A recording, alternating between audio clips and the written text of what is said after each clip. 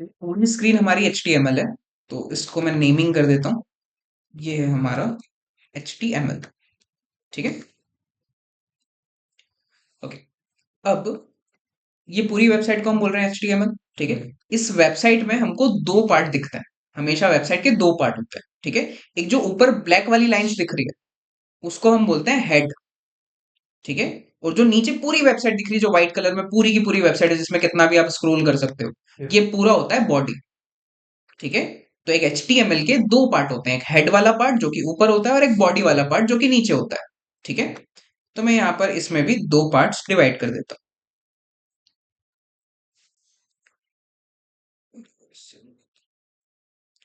सो ये जो ऊपर होता है वेबसाइट में, वो क्या होता है? हेड होता है।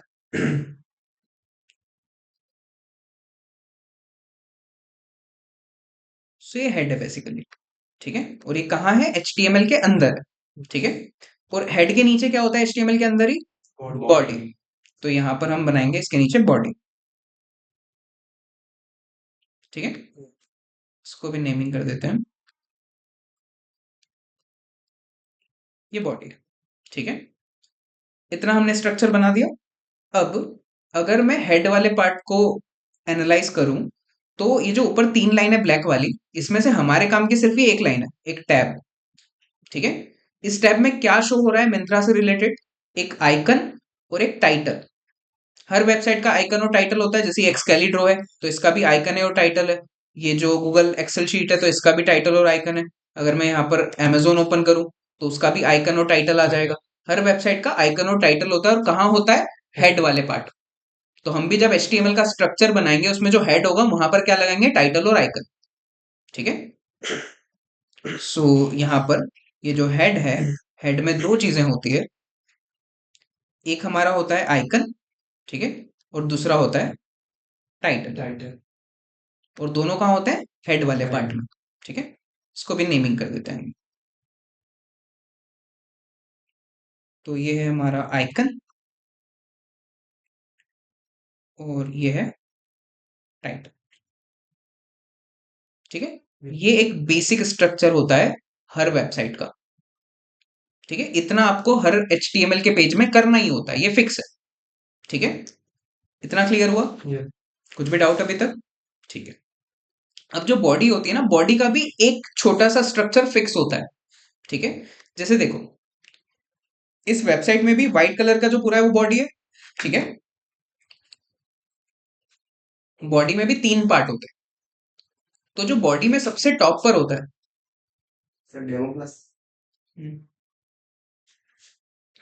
बॉडी में जो सबसे टॉप पर होता है, ठीक है, वो होता है हेडर। वो होता है हेडर। ठीक है। तो हेडर में हमेशा क्या होता है? उस वेबसाइट का लोगो होता है। ठीक है। होम वाला बटन, अबाउट, मतलब जितने भी पेजेस होते हैं उनके बटन्स होते हैं। एक सर्च बार होती है और लॉग इन साइन अप का बटन होता है। ठीक है। ये हर वेबसाइट में होता है। मैं अगर फ्लिपकार्ट ओपन करूं, फ्लिपकार्ट में भी जो बॉडी के अंदर जो टॉप पर है, जहां पर फ्लिपकार्ट का लोगो है, सर्च बार है और कुछ पेजेस के लिंक है, वो क्या होता है? हेडर। ठीक है। सो ये जो बॉडी है, बॉडी के अंदर भी तीन चीजें होती है। तो जो बॉडी में सबसे टॉप पर होता है, वो क्या होता है? हेडर।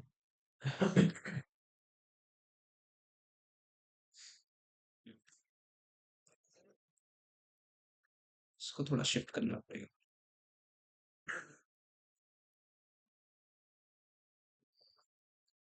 ये क्या है? हेडर है। ठीक है। और जो बॉडी में सबसे लास्ट में होता है, मतलब जितना भी स्क्रॉल हम करते हैं, उसमें स्क्रॉल में जो सबसे एंड में होता है, ये जो ब्लैक कलर में तुमको पूरा दिख रहा है, इसको बोलते हैं फुटर। ठीक है। तो बॉडी में टॉप पर हेडर, सबसे नीचे फुटर। ठीक है।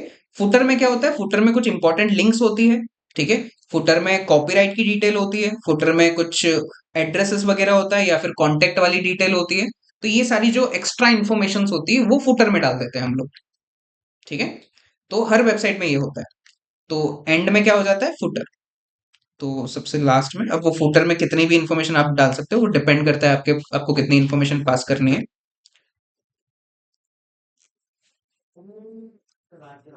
तो वो होता है फुटर। ठीक है। और जो बीच में होता है, बीच में क्या होती है? मतलब पूरी वेबसाइट। अब वो कितना भी हो सकता है, कुछ भी हो सकता है उसमें, ठीक है। तो जो बीच वाला पार्ट होता है उसको हम बोलते हैं वेबसाइट का मेन पार्ट, ठीक है। तो यहाँ पर हम मेन को भी डिफाइन कर रहे हैं। मेन को मैं व्हाइट कलर से बनाया था। सो जो भी हेडर के नीचे और फुटर के ऊपर होता है वो क्या होता है, मेन। वो होता है मेन। ये हर वेबसाइट का एक स्ट्रक्चर होता है, हर वेबसाइट का ये सेम ही स्ट्रक्चर होता है, ठीक है। अभी हम हेडर मेन और फुटर पे उतना ध्यान नहीं देंगे, अभी हम मेन मेन चीजों पर ध्यान देंगे जो आउटर वाली चीज है, ठीक है। अब HTML क्या है, एक मार्कअप लैंग्वेज है, ठीक है। तो हर लैंग्वेज का, हर प्रोग्रामिंग लैंग्वेज का एक सिंटैक्स होता है, ठीक है। तो HTML का भी एक सिंटैक्स है, ठीक है। अब मुझे बताओ सी लैंग्वेज में सबसे पहली लाइन क्या लिखते हैं, stdioh, hash include stdioh, stdio.h। क्या इसको ऐसे लिखते हैं, नो सर। फिर कैसे लिखते हैं, ब्रैकेट, कौन से ब्रैकेट, एरो वाला, एंगुलर ब्रैकेट, ठीक है। तो कुछ ऐसे लिखते हैं, है ना। इसमें से हैश इंक्लूड भूल जाओ, stdio.h भी भूल जाओ, क्या याद रखना है, एंगुलर ब्रैकेट, क्योंकि HTML में इसको लगाते हैं, ठीक है।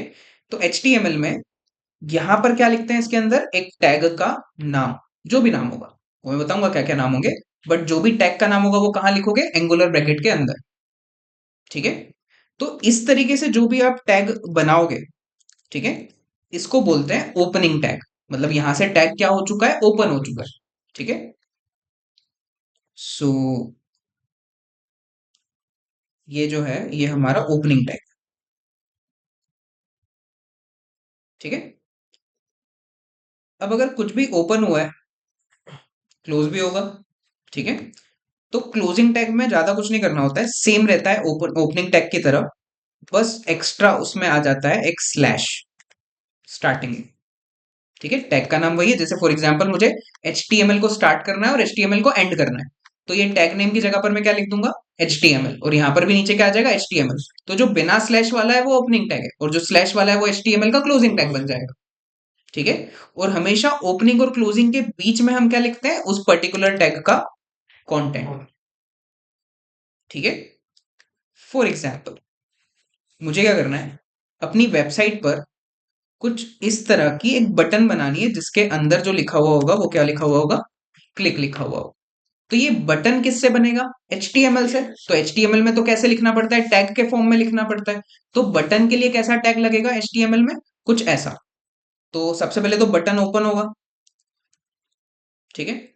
उसके बाद बटन का कंटेंट, कंटेंट क्या लिखा हुआ है उसके बीच में, क्लिक, तो वो हम यहाँ पे लिखेंगे। फिर वो बटन क्लोज भी होगा, तो क्लोज में ऐसा आ जाएगा बटन। इतना कोड जब आप लिखोगे तो उससे क्या बनेगा, ये एक बटन बनेगा, ठीक है। तो बीच में क्या आ गया, कंटेंट, ये ओपनिंग टैग और ये क्लोजिंग टैग। तो बस इस तरीके से टैग लगा लगा के HTML में चीजें बनाते हैं हम लोग। तो बटन टैग लगाओगे बटन बन जाएगा, हेडिंग टैग लगाओगे हेडिंग आ जाएगी, इमेज टैग लगाओगे इमेज आ जाएगी, पैराग्राफ टैग लगाओगे पैराग्राफ आ जाएगा, सिंपल, ठीक है। इतना क्लियर हुआ अभी, इतने में कुछ भी डाउट, ठीक है।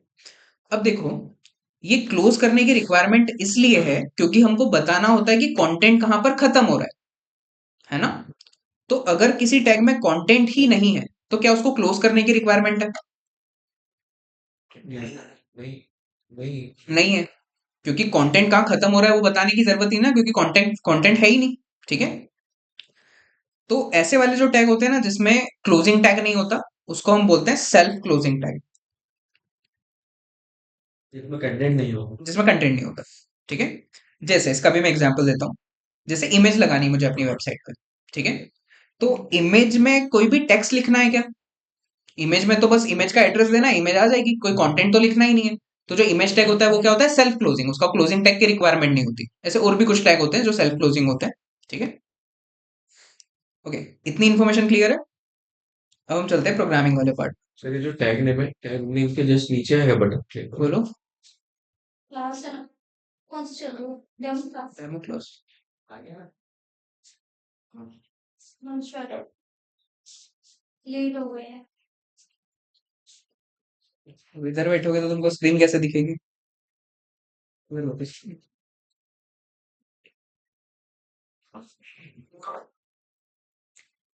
ओके। सो HTML को स्टार्ट करते हैं। तो एक फाइल बनाएंगे हम, ठीक है। फाइल किसकी बनेगी? HTML की फाइल बनेगी। तो सबसे पहले तो एक फोल्डर क्रिएट करेंगे, यहीं पे कर लेता हूँ मैं, उसका नाम मैं HTML ही रख लेता हूँ, ठीक है। इसको ओपन करते हैं। ओके, VS कोड सबको पता है ना? तो VS कोड इंस्टॉल्ड है मेरे पास, ठीक है। आप लोग इंस्टॉल है आप लोगों के पास? ठीक है, VS कोड है। अब देखो, राइट क्लिक करना है उस फोल्डर के अंदर जाकर, शो मोर ऑप्शन में जाना है, एंड यहाँ पर एक ऑप्शन आएगा ओपन विद कोड। इस पे क्लिक करोगे तो आपका VS कोड ओपन हो जाएगा उसी फोल्डर में जो आपने फोल्डर क्रिएट करा है अभी, ठीक है। वेलकम स्क्रीन हटा दो, चैट वाला ऑप्शन भी हटा दो, ठीक है। तो ये दो स्क्रीन हमको दिख रही है, ठीक है। इन दो स्क्रीन पे जो ये वाली स्क्रीन है, यहाँ पर आपको सारी की सारी फाइल शो होती है जितनी भी आप बनाते हो, यहाँ पर आप कोडिंग करते हो, ठीक है। सो अभी फिलहाल कोई फाइल नहीं है उस फोल्डर में, क्योंकि अभी बनाया हमने, वो फोल्डर एम्प्टी है। तो यहाँ पर भी ये एम्प्टी है। अब नया फाइल क्रिएट करना है, उसके लिए इस पे क्लिक करना है, ठीक है। इस पे क्लिक करा, फाइल का नाम मैं डेमो रख लेता हूँ। फाइल का नाम जब हम एंड करेंगे वो हमेशा किससे करना है? .html से।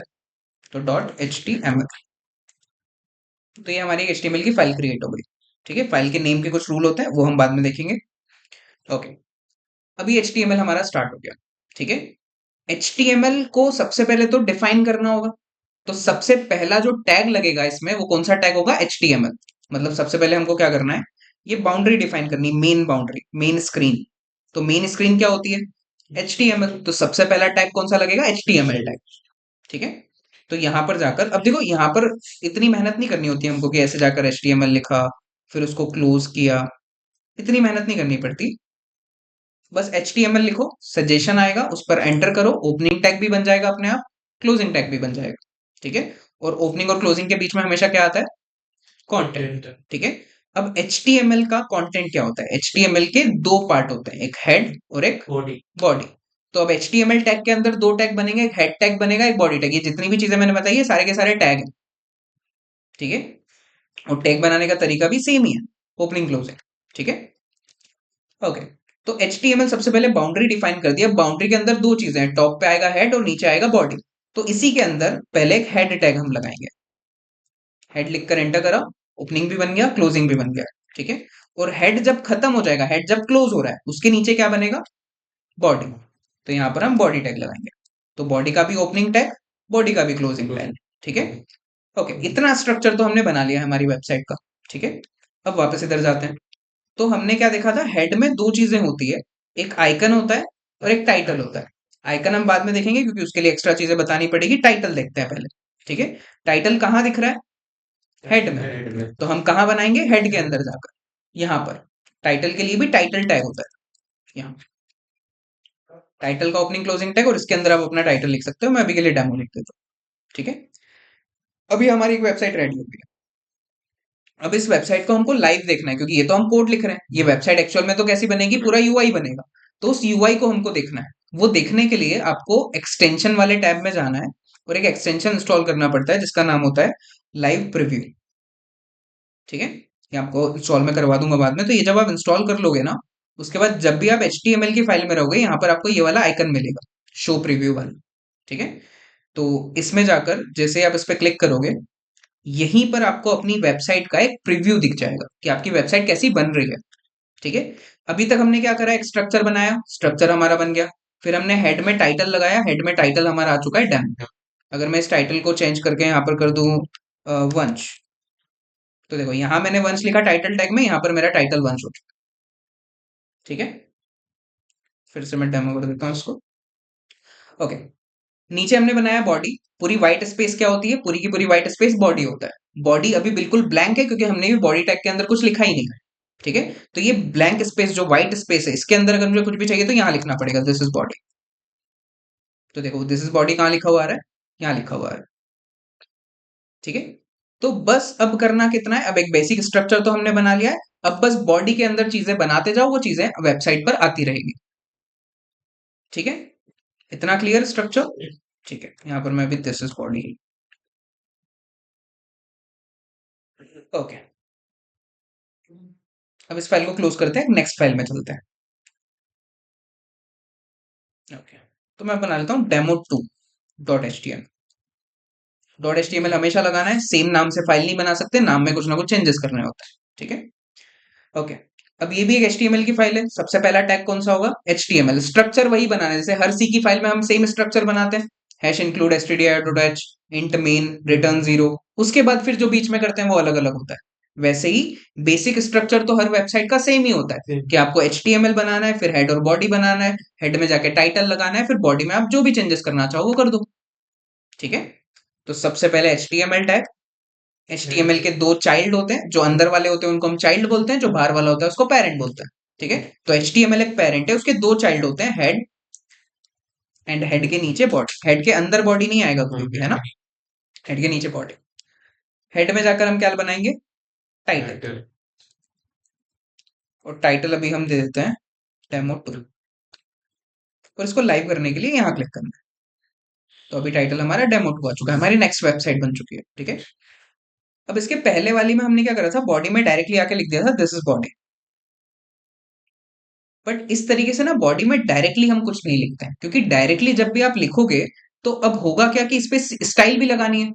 इस पे स्टाइल लगाने के लिए क्या लगाना पड़ेगा? CSS। अब CSS में हर चीज को टारगेट करना पड़ता है। अब ये दिस इज बॉडी का तो कोई टैग ही नहीं है, तो मैं टारगेट कैसे करूंगा इसको, है ना? तो हमको ये जितने भी काम हम बॉडी के अंदर करेंगे वो सब किसमें करेंगे? अलग अलग टैग लगा कर करेंगे। ठीक है, यहां तक कुछ भी डाउट? ठीक है, अब देखो, अब एक वेबसाइट पर हम चलते हैं, मिंत्रा पर ही चलते हैं या फिर अमेजोन ओपन करते हैं और उसको एनालाइज करते हैं कि क्या क्या वहां पर दिख रहा है।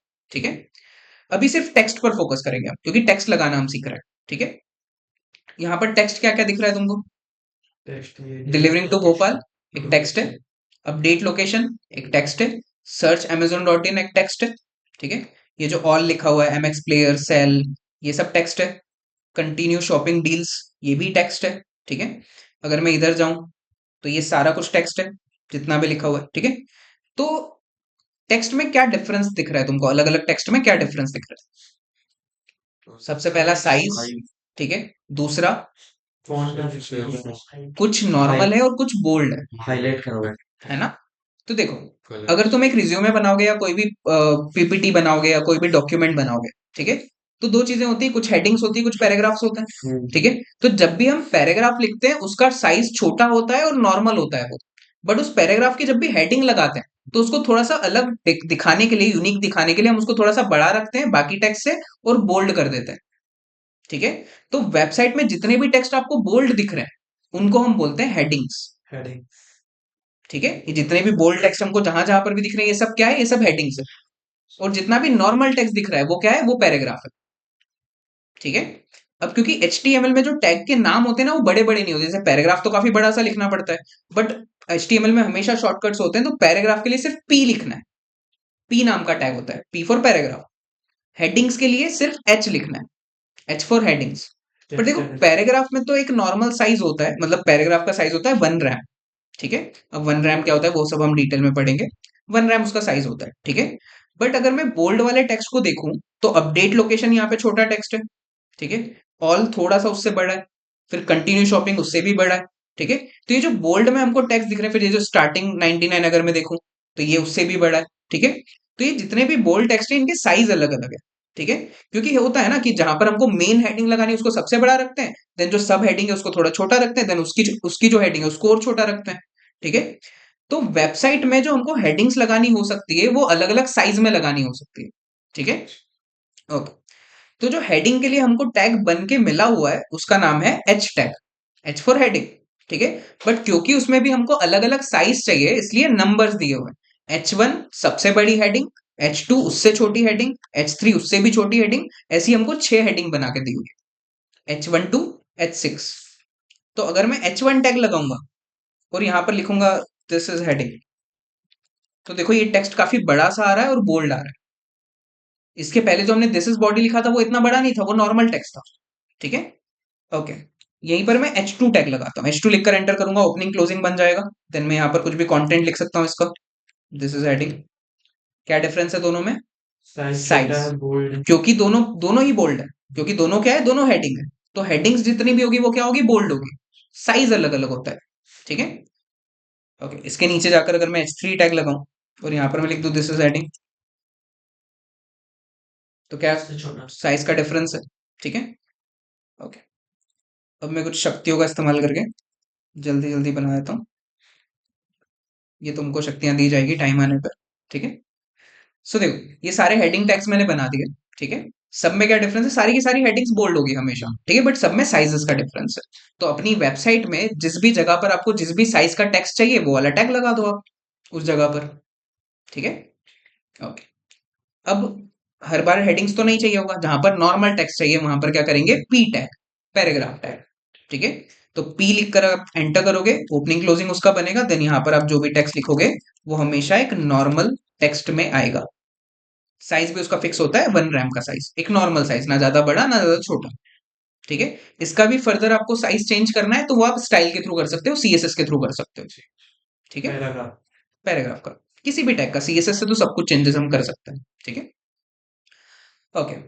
बॉडी के अंदर कोई भी टैग कितनी बार भी लगा सकते हो। ठीक है, ऐसा कोई जरूरी नहीं कि एक बार पैराग्राफ लगा दिया तो दूसरी बार नहीं लगा सकते, कितनी बार भी लगा सकते हो। But H T M L, head, body, title ये एक ही बार लगेंगे एक पेज के अंदर। ठीक है, ऐसा नहीं दो दो टाइटल दे दिए, कहाँ शो करेगा, वो एक ही जगह है ना। ओके। सो फिर से मैंने पी टैग लगाया। अब देखो होता क्या है, जब भी हमको लेआउट्स बनाने होते हैं ना, हम उस टाइम पे कंटेंट पे फोकस नहीं करते हैं, डिजाइन पे फोकस करते हैं। ठीक है। तो अगर मुझे एक डिजाइन बनानी है और मुझे एक बड़ा सा पैराग्राफ चाहिए उस डिजाइन के लिए, मतलब काफी सारा टेक्स्ट चाहिए बेसिकली। ठीक है। अब वो टेक्स्ट क्या होना चाहिए, क्यों होना चाहिए, उससे मुझे मतलब नहीं, मुझे बस टेक्स्ट चाहिए। तो मैं किसी भी वेबसाइट से जाके कॉपी पेस्ट कर सकता हूँ। ठीक है। अब वो हमको ना करना पड़े इसके लिए हमारे पास एक कीवर्ड कीवर्ड होता है लॉरेम। लॉरेम लिखकर अगर मैं एंटर करूंगा ना, तो ऑटोमेटिक कुछ डमी टेक्स्ट आ जाएगा यहाँ पे। ये एक लैटिन लैंग्वेज का टेक्स्ट है, अभी क्या है क्यों है उससे हमको कोई मतलब नहीं, हमको टेक्स्ट चाहिए था, टेक्स्ट आ चुका है। ठीक है। तो लॉरेम लिखकर जब भी आप एंटर करोगे, ये कुछ 30-40 वर्ड्स हमको मिलते हैं। ठीक है। अब मुझे हर बार इतने वर्ड्स तो नहीं चाहिए, है ना। तो अभी तो काफी सारे वर्ड्स आ चुके हैं। फिर से मैंने पी टैग लगाया। अब मैंने लिखा लॉरेम, तो लॉरेम लिखकर एंटर करूंगा तब तो इतने ही वर्ड्स आएंगे, 30-40 वर्ड्स। ठीक है। बट मुझे सिर्फ 5 वर्ड्स चाहिए सपोज, तो लॉरेम 5 लिखकर अगर मैं एंटर करूंगा तो वो कितने वर्ड्स देगा मुझे, 5। लॉरेम 100 लिखूंगा, 100 वर्ड्स, तो जितना नंबर आप लिखोगे उतने वर्ड्स को दे देगा। ठीक है। तो आपको जितने भी वर्ड्स की रिक्वायरमेंट है उतना नंबर लिखो, एंटर करो। डिफॉल्ट में उतनी आएगी, डिफॉल्ट में वो उतने आएंगे, 30-40 जितने भी वर्ड। ठीक है। ओके। इतना क्लियर। लैपटॉप लाए हो सब लोग, लाना है डेली। ठीक है। ओके। सो जो लोग लाए हैं, हाँ, इसकी नोट्स कहाँ मिलेंगे? इसके नोट्स इन द सेंस आपको क्या चाहिए, थ्योरी चाहिए। जैसे थ्योरी, रिवाइज कर। थ्योरी में वो दे दूंगा, पीडीएफ दे दूंगा। ठीक है। बाकी अपने भी जो की पॉइंट्स में जो बोलता हूँ वो आप लिख सकते हो सेम टाइम व्हाट्सएप पर। पे। ठीक है। व्हाट्सएप पे नहीं, इसका एक ग्रुप बनाएंगे हम लोग ड्राइव पे। ठीक है, या फिर एक टेलीग्राम पे भी ग्रुप बना लेंगे। ठीक है। क्लासरूम या जहाँ पे बना लेंगे। ठीक है, मोस्टली मैं ड्राइव पे बनाता हूँ और टेलीग्राम पे बनाता हूँ, क्योंकि यहाँ पे फैकल्टीज के साथ नंबर एक्सचेंज करना अलाउड नहीं है, तो टेलीग्राम पे क्या होता है, नंबर हाइड हो जाता है। तो ग्रुप भी बन जाता है, वहां पे तुम लोग कुछ क्वेश्चंस भी पूछ सकते हो और नंबर भी शेयर नहीं होता। ऐसा। ओके। बाकी एक ऑफिशियल तरीका ईमेल तो है ही, ईमेल तो तुम कर ही सकते हो। ओके। देखो, हाँ, जो लोग लैपटॉप लाए हैं, इतना अभी करके देखो, जो लोग लैपटॉप नहीं लाए हैं वो कॉपी में करके देखो। तुम कॉपी में नहीं लाएगे, लो।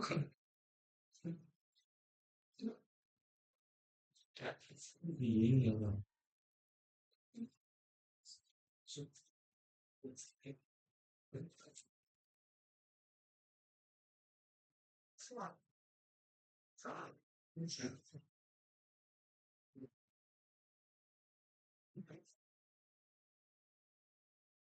ओके, इजी लग रहा है, इजी ही है, पर ये काफी मुश्किल लगेगा अगर डेली प्रैक्टिस नहीं करोगे।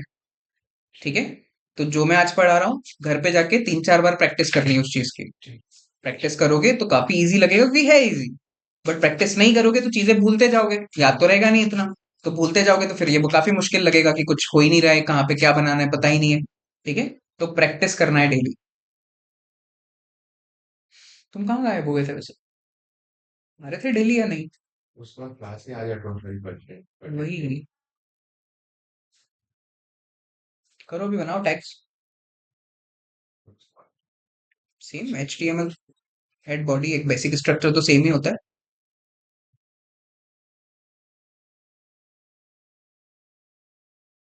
और लैपटॉप्स लाना है डेली। ठीक है। क्योंकि मैं कॉपियों में लिखवा के क्या करूंगा, एट द एंड तो वेबसाइट ही बनानी है ना हमको, तो इसलिए लैपटॉप से।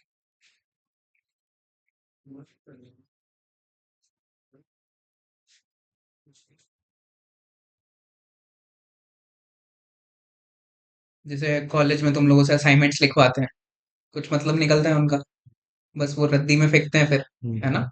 अगर उसी असाइनमेंट्स की जगह पर वो लोग प्रेजेंटेशंस वगैरह का बोले, ये तो पढ़ाते हो लैपटॉप से फिर भी। हाँ वही ना, कि असाइनमेंट्स लिखवाते हैं फालतू हाँ। में, उसका कोई मतलब है ही नहीं। हम्म। वो स्टूडेंट्स भी कॉपी करके लाते हैं और हाँ। उसमें से कोई पढ़ता तो है नहीं वैसे भी, हाँ। वो बस लिख कर ले आते हैं, रद्दी में जाकर फेंकते, चेक भी नहीं करते आधे टाइम तो वो लोग। तो उसका कोई मतलब निकलता नहीं। अगर उसकी जगह पर वो लोग प्रेजेंटेशंस वगैरह बनवाएं, तो अब तुम जब कंपनीज में जाओगे, वहां पे तुमको प्रेजेंटेशन देनी है, वहां पे तुमको कोई असाइनमेंट लिख के नहीं देना है। बेसिकली पेन का तो काम भी नहीं होता है, हम लोग पेन रखते भी नहीं है क्योंकि काम ही नहीं पड़ता है कभी। सर। तो प्रेजेंटेशन की अगर प्रैक्टिस हो तो वहां पर ज्यादा अच्छा है ना। सर इसमें मतलब वो कहते हैं वीएस कोड से कहते हैं सर। तो एक फोल्डर क्रिएट करा, ये वाला है, यस। इसको ओपन करो, राइट क्लिक करो, show more option, and open with code नहीं आ रहा है। एक चीज होता क्या है ना, ये ओपन विद वाला जो कोड का जो ऑप्शन है, वो जब हम इंस्टॉल करते हैं वीएस कोड, उस टाइम पे ऑन करना पड़ता है, वो अंदर सेटिंग में से नहीं मिलता है। तो अभी फिलहाल क्या करो, वीएस कोड ओपन कर लो पहले तो, ठीक है। ऑनलाइन कंपाइलर भी वीएस होगा ना कोड थोड़ा एचटीएमएल का। इन भी है, ये ओपन किया, अब तुमको फोल्डर वो नया वाला ओपन करना है, तो ये फाइल्स में जाओ, ओपन फोल्डर, यहाँ पे वो फोल्डर सिलेक्ट कर लो जहां भी बनाया है तुमने, उसको सिलेक्ट किया, देन सिलेक्ट फोल्डर, तो अब वो फोल्डर ओपन किया। अब यहाँ पर प्लस पे क्लिक करके एक नई फाइल बना लो।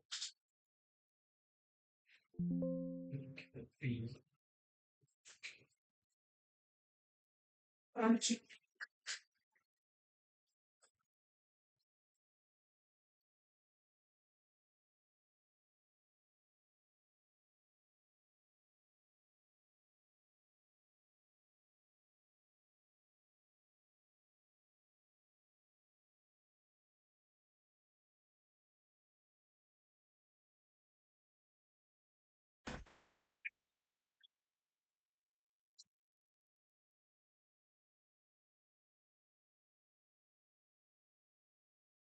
हो गया इतना, थोड़ा फास्ट।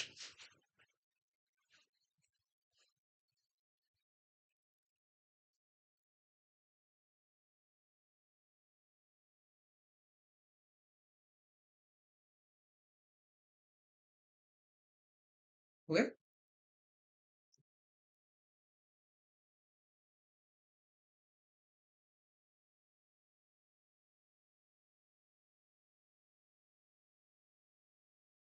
टेंशन का नाम क्या है? Live preview. Live preview. Preview, अब ये प्रीव्यू का फायदा है, दो होता है। जैसे जो सबसे पहले जो यूज करते थे वो लाइव सर्वर था, ठीक है। तो लाइव सर्वर क्या करता है, ये गो लाइव का ऑप्शन होता है नीचे, इस पे जब क्लिक करते हैं तो ये पेज को लाइव कर देता है। बट ये कहाँ लाइव करता है, ये ब्राउजर में ही लाइव करता है। मतलब अगर मैं इस पे क्लिक करूंगा तो ये ब्राउजर में ही जाके ओपन करेगा। अब ये तो ओपन होगा नहीं यहाँ पर तो, ठीक है, ये यहाँ पर ऐसा रहेगा और ब्राउजर में तो अब मुझे स्क्रीन चेंज कर करके देखना पड़ेगा बार बार, ठीक है। अब लाइव प्रीव्यू में क्या फायदा होता है, कि वो वीएस कोड के अंदर ही प्रीव्यू शो कर देता है। तो यहाँ पर तो प्रीव्यू शो हो ही गया, इसी को मैं ब्राउजर पे भी ओपन कर सकता हूँ, क्योंकि एट द एंड तो ब्राउजर पे ही देखना है, क्योंकि वेबसाइट तो बड़ी स्क्रीन पर ही दिखेगी। तो यहाँ पर क्लिक करके ओपन इन ब्राउजर भी कर देता है। ऐसा तो ये दोनों काम कर देता है, लाइव सर्वर एक ही काम करता है, तो इसलिए प्रीव्यू ही डाउनलोड करो। सर उसको इंस्टॉल कर दूंगा जो। सर्वर वाला, हाँ। हाँ कर दो। सर लाइव सर्वर कहाँ से डाउनलोड? लाइव प्रीव्यू, ये वाला जो ऑप्शन है एक्सटेंशन वाला, यहाँ पर जाकर सर्च कर लो ऊपर लाइव प्रीव्यू। नेट कनेक्ट होना चाहिए, वाईफाई कनेक्ट कर लो यहाँ का, एयरटेल द प्राइम स्टेप्स नाम है, और पासवर्ड है स्मॉल AIR,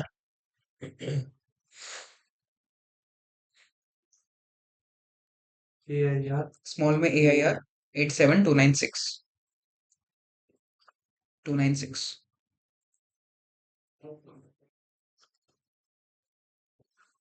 तो जैसे टाइटन डेमो 2 लिखा है, हम्म, तो डेमो का वो कैपिटल ही आएगा?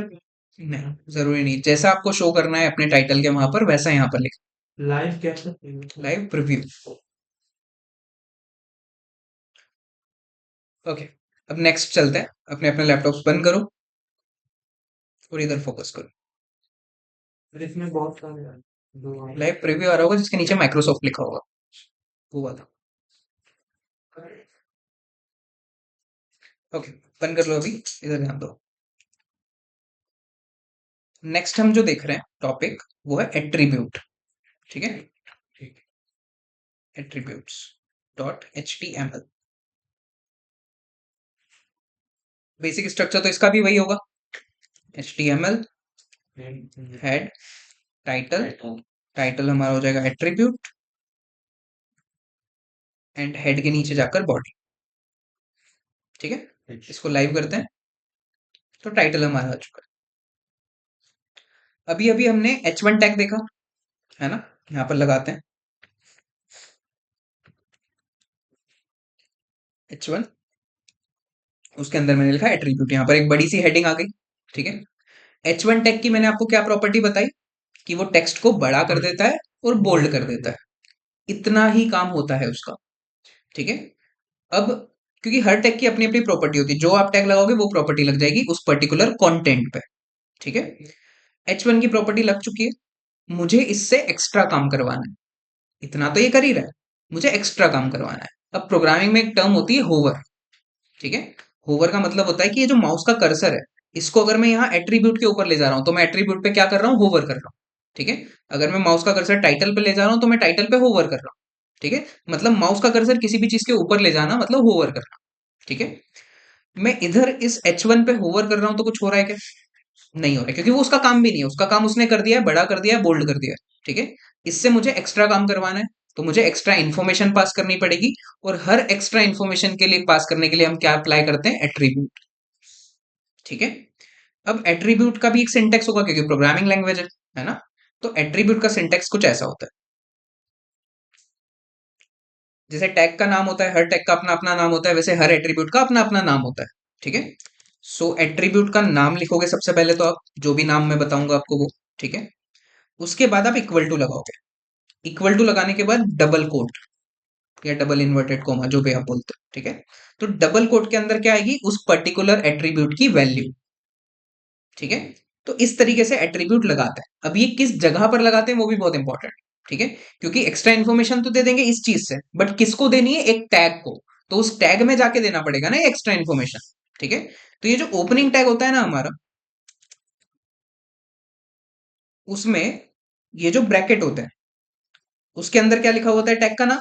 ठीक है, टैग का नाम जहां लिखा हुआ है ना, उसके जस्ट आगे जाकर आप एट्रीब्यूट लगा देते हैं। ठीक है, तो वो जो एक्स्ट्रा इन्फॉर्मेशन है वो किसको मिल जाती है, उस पर्टिकुलर टैग को मिल जाती है। ठीक है, तो एट्रीब्यूट हमेशा कहां लगता है, ओपनिंग टैग के अंदर, कभी क्लोजिंग टैग के अंदर नहीं लगता है, और ओपनिंग टैग के अंदर भी कहां, उस टैग के नाम के जस्ट बाद में। ठीक है, इतना क्लियर। सो देख, अब क्योंकि इस H1 को मुझे एक्स्ट्रा इन्फॉर्मेशन देनी है, तो वो कहां लगेगा एट्रीब्यूट, इस जगह पर। ठीक है, तो इसको थोड़ा सा अच्छा दिखाने के लिए मैं कुछ ऐसे कर लेता हूँ, यहाँ पे ओपन हुआ ये कंटेंट और क्लोज हुआ, ऐसे भी लिख सकते हो वैसे भी लिख सकते हो, बातें की। ठीक है, यहां पर जाकर मैं एक एट्रीब्यूट लगा दूं। अब अभी फिलहाल जो हमको एट्रीब्यूट लगाना है उसका नाम टाइटल है। ठीक है, टैग अलग है टाइटल, एट्रीब्यूट का अलग है टाइटल। ठीक है, तो मैंने यहाँ पे लिख दिया टाइटल। अब वो इक्वल टू डबल कोट उतनी मेहनत नहीं करनी है, सिर्फ एंटर करोगे अपने आप वो लग जाएगा। ठीक है, यहाँ पर इसकी वैल्यू देनी, वैल्यू आप कुछ भी दे सकते हो। ठीक है, आपका नाम क्या है, हाँ, राजा। राजा। सो मैंने यहाँ पे लिख दिया राजा। ठीक है, अब ये H1 पहले क्या काम कर रहा था, टेक्स्ट को बड़ा कर रहा था, बोल्ड कर रहा था, वो तो अभी भी ये कर ही रहा है। अब मैंने इसको एक्स्ट्रा इन्फॉर्मेशन दे दी, तो अब जब मैं इस एट्रीब्यूट पे जाकर होवर कर रहा हूँ, क्या लिखा हुआ आ रहा है नीचे, राजा। आपने काफी सारी वेबसाइट्स पे ऐसा देखा होगा, जब हम किसी किसी चीज पे होवर करते हैं नीचे कुछ लिखा हुआ आता है, तो वो टाइटल एट्रीब्यूट की वजह से ही आता है। ठीक है, ओके, मतलब टाइटल बगल में जो लिखा हाँ जो भी लिखना हो। जैसे फॉर एग्जाम्पल मैंने लिखा यहाँ पर एक H2 टैग। ठीक है, और मैंने लिखा HTML, यहाँ पे HTML दिख रहा है, मैं चाहता हूँ कि इस पे कोई भी होवर करे तो पूरा फुल फॉर्म लिखा हुआ आ जाए, तो मैं यहाँ पर जाकर एक टाइटल एट्रीब्यूट लगा दूंगा और उसके अंदर फुल फॉर्म लिख दूंगा। हाइपर टेक्स्ट पूरा नहीं लिख रहा हूँ मैं, बाकी अब मैं होवर करूंगा तो नीचे आ जाएगा हाइपर टेक्स्ट। एक्स्ट्रा इन्फॉर्मेशन के लिए। एक्स्ट्रा इन्फॉर्मेशन पास करने के लिए बेसिकली एट्रीब्यूट्स का यूज करते हैं। ये समझ नहीं आएगा, क्लियर है ना। बस हमेशा ओपनिंग टैग में जाकर एट्रीब्यूट लगा यानी दो, अपने वैल्यू को लगा जो लिखवाना है वो उसमें दो, वो वैल्यू में लिख दो, डबल इन्वर्ट काम वो है वैल्यू ना? में लिख दो। एट्रीब्यूट का नाम टाइटल है, वो फिक्स है। ठीक है। अब ऐसे अलग अलग काफी सारे एट्रीब्यूट्स होते हैं। अब देखो कुछ एट्रीब्यूट ऐसे होते हैं जो कॉमन होते हैं, मतलब टाइटल एट्रीब्यूट जो है वो कॉमन है, वो किसी भी टैग में आप लगा दोगे तो उस पर होवर करोगे तो वो इन्फॉर्मेशन शो कर देगा। ठीक है। कुछ एट्रीब्यूट होते हैं पर्सनल, मतलब वो जिस टैग में लगते हैं उसी में लगते हैं, बाकियों में नहीं लगते। ठीक है। ओके। अब मुझे अपनी वेबसाइट पर क्या लगानी है, मुझे इमेज लगानी है। ठीक है। सो इमेज लगाने के लिए भी टैग ही लगाना पड़ेगा, क्योंकि एचटीएमएल में सारी चीजें टैग के थ्रू ही होती है। ठीक है। एक काम करते हैं, इस फाइल में इतना ही रखते हैं, एक नई फाइल बनाते हैं फिर, क्योंकि बहुत ज्यादा फिर कॉम्प्लिकेशंस नहीं करते हैं, पर अलग अलग ही देखते हैं। तो इसको भी क्लोज कर देते हैं, एक नई फाइल बनाते हैं वापस यहाँ पे जाके। देखो ये वाला जो होता है ना एक्सप्लोरर, इस पे जब भी क्लिक करोगे तो वो हाइड हो जाएगा, वो फिर से क्लिक करोगे वो शो हो जाएगी सारी फाइल की इन्फॉर्मेशन। ठीक है। यहाँ पे क्लिक करके हम नई फाइल बनाते हैं, image dot H T M, image लगाना सीखेंगे हम इसमें। ठीक है। बेसिक स्ट्रक्चर हमारा फिक्स ही है ना। तो राजा बताओ क्या होता है सबसे पहले, एच टी एम एल में सबसे पहले कौन सा टैग लगाते हैं। ये एच टी एम एल की एक नई फाइल बनाई, जब भी नई फाइल बनाते हैं सबसे पहले क्या लगाना होता है। सर एंगल ब्रैकेट हाँ, उसके अंदर कौन सा टैग होता है, HTML H T M L.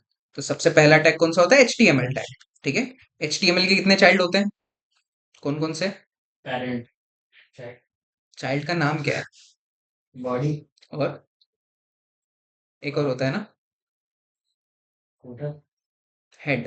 Head head और बॉडी। ठीक है। तो सबसे पहले होता है हेड, जैसे हमारी बॉडी में भी हेड ऊपर है बॉडी नीचे, वैसा हेड ऊपर बॉडी नीचे। ठीक है। सो हेड, हेड का ओपनिंग टैग और क्लोजिंग टैग। ठीक है। और हेड जब बन चुका है उसके नीचे क्या बनेगा, बॉडी। ठीक है। बॉडी आ जाएगी धीरे धीरे, दो तीन बार बनाओगे इसको तो आ जाएगा। ठीक है। ऐसा नहीं है कि सुनते ही आ जाएगा, किसी को नहीं आता है। Okay. So head and body. Head के अंदर क्या आता है राजा, राइट क्या हेड के अंदर क्या लिखते हैं हम, टाइटल। ठीक है, उस वेबसाइट का टाइटल। तो टाइटल हमने यहाँ पे लिखा, अभी हमारी वेबसाइट का टाइटल क्या है, इमेजेस। तो हम यहाँ पर लिख देते हैं इमेजेस। ठीक है। ये एक बेसिक स्ट्रक्चर है, ये हर फाइल में बनाना है। ठीक है। ओके, इसको लाइव करें यहाँ पे क्लिक करके, तो टाइटल आ चुका है, बॉडी अभी ब्लैंक है। ठीक है। सर बिना हेड के बनाए तो क्या होगा? देखो HTML एक प्रोग्रामिंग लैंग्वेज नहीं है, जैसे मैंने कल बताया था HTML CSS क्या है, डिजाइन लैंग्वेज है। डिजाइन तो वो एरर नहीं देती है, एक प्रोग्रामिंग लैंग्वेज ही एरर देता है। तो अगर आप हेड नहीं बनाओगे तो कुछ ऐसा होगा। इसको लाइव करता हूँ मैं।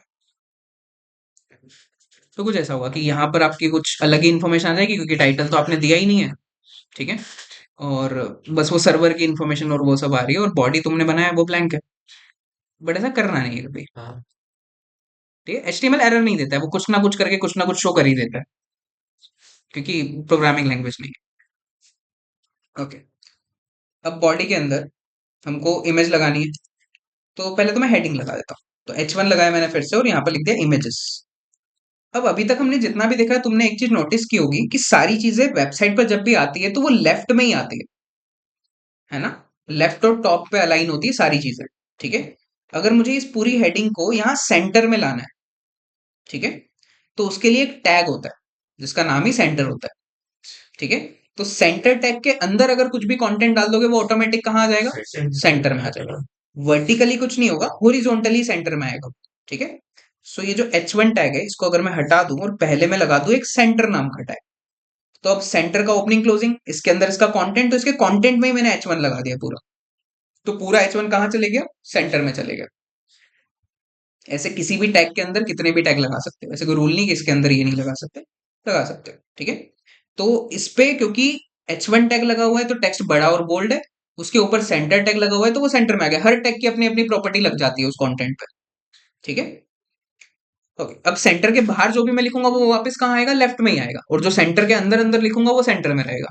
ठीक है। अब मुझे एक इमेज लगानी है, तो जैसे मैंने बताया था कि कुछ टैग क्या होते हैं, सेल्फ क्लोजिंग, जिसका क्लोजिंग टैग नहीं होता। क्यों नहीं होता, क्योंकि कंटेंट ही नहीं है। ठीक है। जैसे देखो सेंटर टैग को अगर मैं क्लोज ना करूं, ठीक है, तो अब कितनी चीजें सेंटर में चाहिए और वो कहाँ खत्म होना है वो तो बताया ही नहीं हमने, हाँ तो वो खत्म ही नहीं होगा, फिर जितनी चीजें मैं बताऊंगा वो सेंटर में आती जाएगी। ठीक है। तो इसलिए उसका क्योंकि कंटेंट है इसलिए जरूरी है क्लोज करना। बट जहां पर कंटेंट ही नहीं है, फॉर एग्जाम्पल इमेज, तो यहाँ पर बस img नाम का टैग होता है इमेज के लिए। अब इसमें कोई टेक्स्ट तो लिखना ही नहीं है, इसमें तो इमेज का एड्रेस देना है। ठीक है, तो इसका क्लोज करने की रिक्वायरमेंट नहीं है बेसिकली। तो ये इतना ही होता है सेल्फ क्लोजिंग। सर जैसे दूसरा मतलब सेंटर में लाना है हम्म विदाउट H1 के, तो कैसे हम्म करेंगे मतलब? जैसे H1 के नीचे मैं एक पैराग्राफ लिख देता हूँ, हेलो, तो ये हेलो सेंटर में आ गया। ऐसा तो बस वो उसी सेंटर के अंदर अलग अलग टैग लगाते जाओ, वो सेंटर में आता जाएगा। कोई इमेज को भी अगर उसके अंदर कर दोगे सेंटर में आ जाएगा। ठीक है, बट वो हमको लेफ्ट में ही चाहिए अभी फिलहाल। ओके, अब देखो इतना टैग इतना ही होता है। तो इतना टैग लगाने से इमेज आ गई क्या? नहीं आई। तो इस टैग को अब क्या देनी पड़ेगी? Extra information. किसके थ्रू देते हैं? एट्रीब्यूट के थ्रू। ठीक है, एट्रीब्यूट कहाँ लगता है हमेशा? ओपनिंग टैग में टैग के नाम के बाद। तो यहां पर इसमें दो एट्रीब्यूट लगते हैं हमेशा। ठीक है, एक होता है SRC, जो कि होता है सोर्स, कि वो जो इमेज लगानी है उसका सोर्स क्या है, उसका एड्रेस क्या है। ठीक है, और दूसरा जो एट्रीब्यूट है, एट्रीब्यूट आप कितने भी लगा सकते हो। ठीक है, तो दूसरा जो एट्रीब्यूट होता है वो होता है ALT, अल्टरनेट। ठीक है, ओके, पहले इसको डिस्कस करते हैं। अल्टरनेट का मतलब क्या होता है? किसी का मतलब ठिकाना, किसी का बैकअप। बेसिकली एक्स्ट्रा, है ना, बैकअप या एक्स्ट्रा। ठीक है, तो सपोज मेरे पास दो बॉटल्स है। ठीक है, ये मेरी एक मेन बॉटल है और मेरे पास एक अल्टरनेट बॉटल भी है, जो मैंने एक्स्ट्रा रखी हुई है कि अगर कभी मुझे ये वाली बॉटल नहीं मिली तो मैं क्या लेकर आऊंगा? वो वाली बॉटल लेकर आऊंगा। ठीक है, बट जब तक मेरे पास ये होगी मैं इसी को लेकर आऊंगा, वो वाली नहीं लेकर आऊंगा। ठीक है, तो वैसे ही यहां पर भी अल्टरनेट होता है कि जब तक मेन चीज है, जब तक सोर्स है, जब तक वो इमेज आ रही है, तब तक तो इमेज ही शो होगी। ठीक है, बट कभी किसी भी कारण से अगर वो इमेज शो नहीं हो रही है, तो फिर क्या शो होगा? Alternate text. इसमें सिर्फ टेक्स्ट ही दे सकते हो आप। ठीक है, बस। हाँ देखो, पहले तो मैं डेमो ही करके बता दो तो वो क्लियरली समझ में आएगा। देखो, तो सर मतलब ये जरूरी भी नहीं होगा फिर? ये जरूरी नहीं है बट जरूरी है। मतलब नहीं दोगे तो एरर नहीं आएगा, बट दे दोगे तो आपकी काफी सारी प्रॉब्लम सॉल्व हो जाएगी। जैसे अगर सर कोई सी चीज हमारी लोड नहीं हो रही, हम्म उस टाइम पे वो काम। अभी अभी तुमको क्लियरली समझ में आएगा जब मैं इमेज दूंगा। तो इमेज लगाने के दो तरीके होते हैं। ठीक है, एक तो आप गूगल से लिंक लेकर लगा दो इमेज की, या फिर आप डाउनलोड करके लगा दो। ठीक है, सो पहले लिंक लगाते हैं। तो गूगल पे चलते हैं और कोई भी इमेजेस सर्च कर लेते हैं। RCB, और ये वाली लगा देते हैं। राइट क्लिक, जब भी किसी भी इमेज पे राइट क्लिक करोगे पूरी उसको लोड होने देना। ठीक है, जब भी उस पर राइट क्लिक करोगे एक ऑप्शन मिलेगा कॉपी इमेज एड्रेस। ठीक है, इस पे क्लिक करना है हमेशा, वो एड्रेस कॉपी हो चुका है। अब एड्रेसेस क्या होते हैं? यूआरएल होते हैं। तो यूआरएल काफी बड़े से अजीब से हो सकते हैं, उस पर हमको ध्यान नहीं देना, हमको कॉपी करना है, पेस्ट करना है बस। ठीक है, पेस्ट कहाँ करना है? SRC। SRC क्या है? सोर्स, कि उस इमेज का सोर्स क्या है, सोर्स हम यहाँ पे दे देंगे। तो ये मैंने पेस्ट कर दिया, जैसे ही पेस्ट करा इमेज आ गई। कॉपी इमेज नहीं कर सकते, कॉपी इमेज एड्रेस ही कॉपी करना। इमेज करोगे तो फिर इमेज कॉपी होगी ना, एड्रेस नहीं होगा, और SRC में एड्रेस देना होता है। इमेज कॉपी करोगे तो फिर पूरी इमेज को आपको यहाँ पर पेस्ट करना पड़ेगा, मतलब वो इमेज डाउनलोड ही हो जाएगी, फिर उसको लगाना पड़ेगा। तो वो दोनों हम देख रहे हैं, लिंक वाला भी देख रहे हैं, डाउनलोड वाला भी देख रहे हैं। ओके, तो ये लिंक मैंने लगा दी। अब कल ही हमने डिस्कस करा था कि हर इमेज का अपना एक रिजोल्यूशन होता है, एक साइज होता है। तो वो इमेज का जो भी रिजोल्यूशन है उसके अकॉर्डिंग वो हमारी वेबसाइट पे आ गई है। बट इतनी बड़ी इमेज तो हमको शो ही नहीं करवानी, तो हमको फिर से क्या देना है? Extra information. ठीक है, कि ये जो इमेज है इसको एक्स्ट्रा इन्फॉर्मेशन में क्या देना है? फिर से एट्रीब्यूट लगाना पड़ेगा। तो विड्थ नाम का एक एट्रीब्यूट होता है जिसमें मैं इसको 200 विड्थ कर देता हूं। तो विड्थ उसकी कम हो गई। एक एट्रीब्यूट लगाना पड़ेगा। ये एक एट्रीब्यूट है ना, विड्थ। सर इसको पहले ही लगाना पड़ेगा HRC से? नहीं, एट्रीब्यूट्स का कोई ऑर्डर नहीं होता है कि कोई भी आप आगे पीछे लगा सकते हैं। ठीक है, बस ओपनिंग टैग में होना चाहिए, और टैग के नाम के बाद होना चाहिए ना, टैग के नाम के पहले, टैग के नाम के बाद। ठीक है, ओके। अब देखो इमेज का क्योंकि एड्रेस परफेक्ट है, तो वो इमेज शो हो रही है। अब इमेज हमने कहाँ से ली? गूगल से। गूगल। गूगल के पास कहाँ से आई? किसी वेबसाइट से। अब उस वेबसाइट वाले ने अगर अपनी वेबसाइट से ये इमेज हटा दी, क्या हम तक पहुंचेगी? नहीं पहुंचेगी। मतलब कुल मिला के लिंक गलत हो जाएगी। ठीक है, तो अभी मैं खुद से ही इसको गलत कर देता हूँ। तो देखो, जैसे ये लिंक गलत हुई, इमेज तो शो नहीं हो रही क्योंकि इमेज का एड्रेस ही गलत है। ठीक है, बट हमको यहाँ पर कोई इन्फॉर्मेशन भी शो नहीं हो रही है। अब आप एज अ डेवलपर एक अकेली वेबसाइट तो बनाओगे नहीं, और आपकी एक ही वेबसाइट में एक अकेली इमेज तो होगी नहीं, बहुत सारी इमेजेस होगी। तो आपको वेबसाइट पर देखकर समझ ही नहीं आएगा कि ये कौन सी इमेज थी जो शो नहीं हो रही है। अगर आपको उसकी इन्फॉर्मेशन मिल जाए तो आपको समझ में आ जाएगा। ठीक है, तो ये जो ALT हमने लिखा है ना, इसका मतलब ही होता है अल्टरनेट टेक्स्ट, कि अगर वो SRC में कुछ भी प्रॉब्लम हुआ तो क्या दिख जाएगा? टेक्स्ट दिख जाएगा। तो यहाँ पर मैं लिख दूंगा RCB, उसी इमेज से रिलेटेड टेक्स्ट। तो यहाँ पर अब मुझे RCB लिखा हुआ दिखा। कि जब दूसरी इमेज का एड्रेस वो कॉपी नहीं हो रहा है। नहीं, वो नहीं होगा, सिर्फ टेक्स्ट होता है, सिर्फ टेक्स्ट ही दे सकते हैं। ऐसा बहुत सारी वेबसाइट्स पे आपने देखा होगा, जब इमेज हाँ लोड हाँ, नहीं होती देखते तो ये थे वाला आइकन दिखता है देख। और उसमें कुछ टेक्स्ट लिखा हुआ होता है, तो वो एएलटी ही होता है। मतलब सर किसी इमेज में अगर बग आ गया है हम्म। तो उसको मतलब चेक करने के लिए हाँ, इसका यूज होता तो ये अगर आपको दिख जाएगा तो आपको याद आ जाएगा कि वेबसाइट पे कहाँ पर आपने ये लगाया हुआ है और कौन सी इमेज नहीं दिख रही, क्योंकि इमेज टैग एक ही तो नहीं होगा, काफी सारे होंगे, और कोड भी 10 लाइन का नहीं होता है, हजारों लाइन का होता है। तो वो हजारों लाइन के कोड में आपको कैसे आइडेंटिफाई करोगे? ठीक है। या फिर आप एक साथ में 10 वेबसाइट पे काम कर रहे हो, आपको थोड़ी ना याद है कि इस वेबसाइट में कौन सी इमेज लगाई है आपने इस जगह पर। ठीक है, इतना थोड़ी ना हम याद रख सकते हैं। है तो उसके लिए सर। एएलटी में तो कुछ भी लिख सकते हैं कुछ भी उसी इमेज से रिलेटेड हम लिखते हैं ना। हाँ। हमेशा। ठीक है। अब जैसे ही मैं एड्रेस सही करूंगा ना, जैसे एड्रेस सही है, अब जाकर एएलटी में अगर मैं लिख दूंगा आरसीबी, तो वो आरसीबी शो नहीं होगा, हाँ, आरसीबी वो तो बैकग्राउंड। वो शो नहीं होगा। ठीक है, वो कब शो होगा? जब ये एड्रेस में कुछ प्रॉब्लम होगी। ठीक है, क्योंकि वो अल्टरनेट है, अल्टरनेट का मतलब ही होता है कि मेन चीज अगर नहीं होगी तो फिर वो आएगा। ठीक है, इतना क्लियर? ओके। अब एक इमेज डाउनलोड करके भी लगा के देख लेते हैं, फिर आज इतना ही रखते हैं, क्योंकि थोड़ा मुझे ऐसा लग रहा है आज के लिए ज्यादा हो गया, है ना? ओके। तुम लोगों को थोड़ा ज्यादा ज्यादा पढ़ना पड़ेगा, है ना? ओके। सो देखो, अब ये याद नहीं रखना है आपको एसआरसी और एएलटी, जब आप आईएमजी लिखकर एंटर करोगे ना तो ऑटोमेटिक उसमें लगा हुआ ही आता है।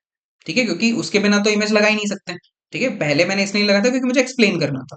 ठीक है, बट आईएमजी लिखकर एंटर करोगे उसमें लगा हुआ आएगा। ओके।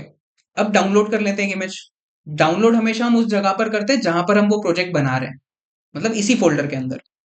ठीक है। सो कोई इमेज डाउनलोड कर लेते हैं हम लोग।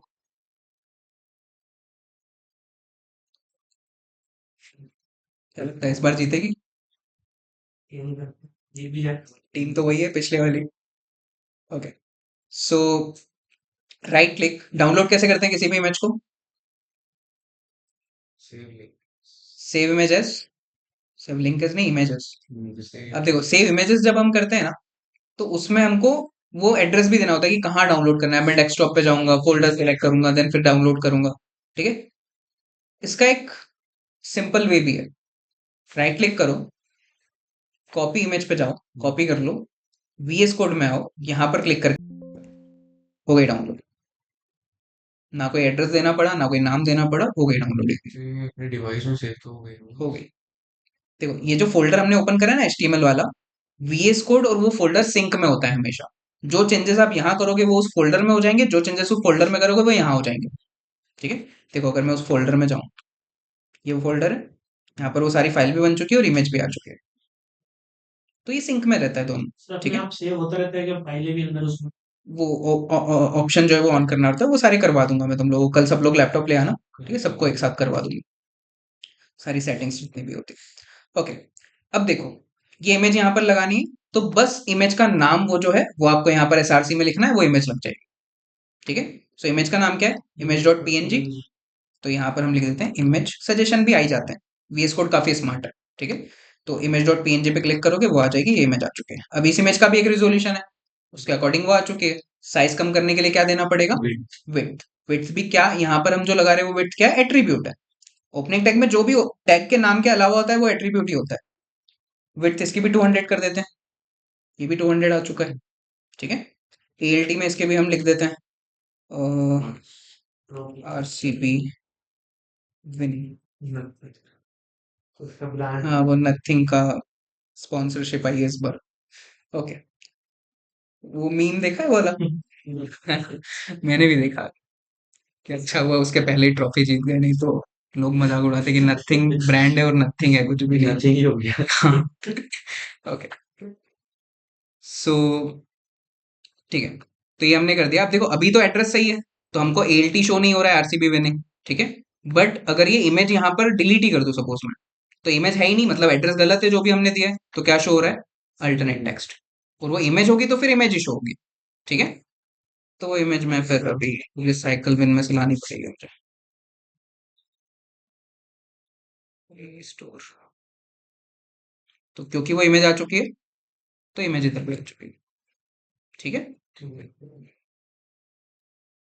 तो ये बेसिकली बस ऐसे ही टैग लगा लगा के हम एक वेबसाइट बिल्ड कर लेते हैं पूरी, और सीएसएस के थ्रू उसको स्टाइल कर लेते हैं। अभी तक अपने स्टाइल वाले पार्ट पे नहीं गए, उस पे जाएंगे भी नहीं अभी, पहले स्ट्रक्चर देखेंगे। ठीक है। तो देखो ये बहुत ही सिंपल सिंपल से टैग होते हैं, बट काफी सारे होते हैं। ठीक ठीक है। है, तो याद रखना मुश्किल है। याद रखना कैसे इजी है? प्रैक्टिस। डेली 2 से 3 घंटा प्रैक्टिस करनी पड़ेगी। ठीक है बहुत इजी, बट प्रैक्टिस नहीं करोगे तो चीजें बहुत मुश्किल लगेंगी। ठीक है, तो ये जो वीडियो मैंने रिकॉर्ड करी है